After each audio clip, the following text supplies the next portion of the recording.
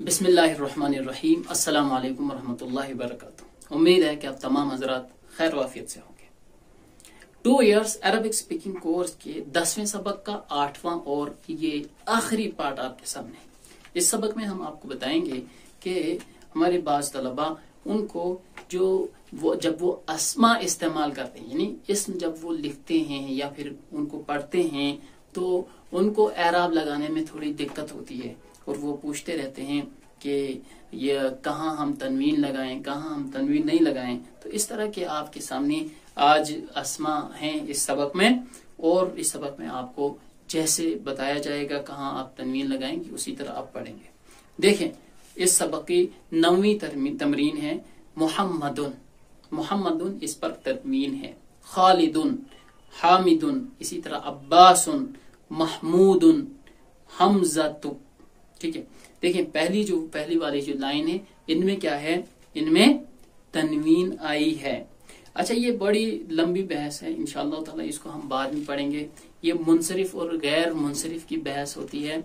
इसमें मुनसरिफ और गैर मुनसरिफ में होता यह है कि 9 असबाब यानी सबब और रीजन अरबी में होते हैं। उसका मतलब यह है कि 9 सिफात में से अगर एक इस्म के अंदर 2 सिफात या फिर एक ऐसी सिफात जो 2 सिफात के बराबर हो पाई जाए तो उस लफ्ज को क्या करते हैं, उसको कहते हैं हम ये गैर मुनसरिफ है। गैर मुनसरिफ जब होता है तो फिर उस पर तनवीन नहीं आती है, उस पर जेर नहीं आती है, वगैरह वगैरह। तो यहाँ पर मुहम्मदुन जो है ये उस कैटेगरी में नहीं आता है, और इस तरह के दूसरे अल्फाज हैं ये भी उस कैटेगरी में नहीं आते हैं, इसलिए इन पर हम तनवीन लगाते हैं। लेकिन दूसरी वाली लाइन में अगर आप देखेंगे, हमज़तु, तलहतु, उसामतु, मुआवियतु, इक्रिमतु, इनमें आप देखेंगे तो एक ही पेश है, 2 पेश नहीं है। इसकी वजह वही है कि गैर मुनसरिफ की जो 9 सिफात हैं, 9 असबाब हैं, उनमें से इनके अंदर 2 सबब पाए जा रहे हैं। हमजा के अंदर कौन से हैं? देखिए, पहली बात ये कि अलम, ये अलम है, इतना ही याद रखें आप। और दूसरा ये तानीस गोलता इसके आखिर में, ये 2 सबब। इसलिए अलम क्या होता है? अलम यानी निशानी। ठीक है, अलम निशानी को कहते हैं और ये प्रॉपर नोन में होती है। जैसे मिसाल के तौर पर मान लें अब एक नाम है, वो भी अलम, जगह का नाम। इसी तरह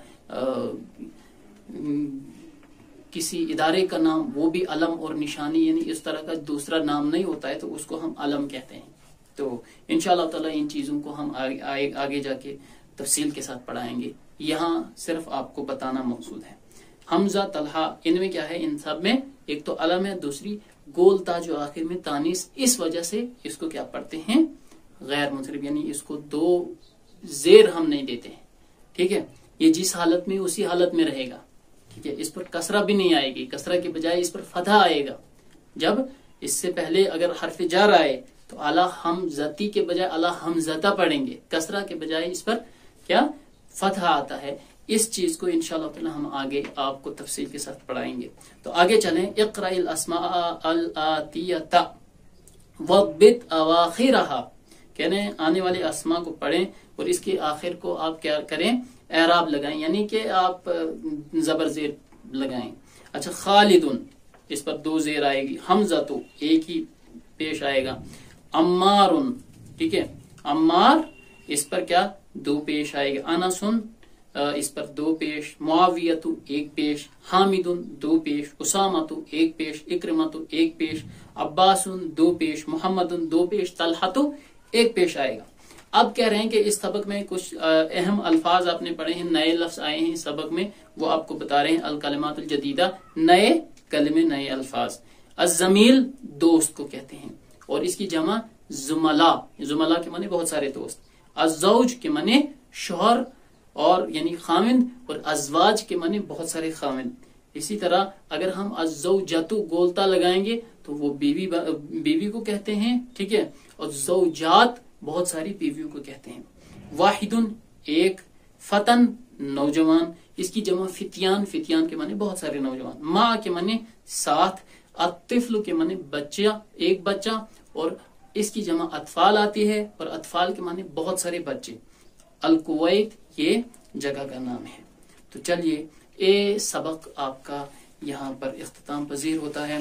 अल्लाह ताला से दुआ है कि अल्लाह ताला हमें अरबी जुबान सीखने में हमारी मदद फरमाए, ताकि हम कुरान को समझें, ताकि हम अहादीस को समझें, ताकि हम अपने प्यारे नबी सल्लल्लाहु अलैहि वसल्लम की जुबान को समझें। तो चलिए इंशाअल्लाह ताला फिर आइंदा आपसे मुलाकात होगी। तब तक के लिए अपनी दुआओं में याद रखिए। अल्लाह हाफिज।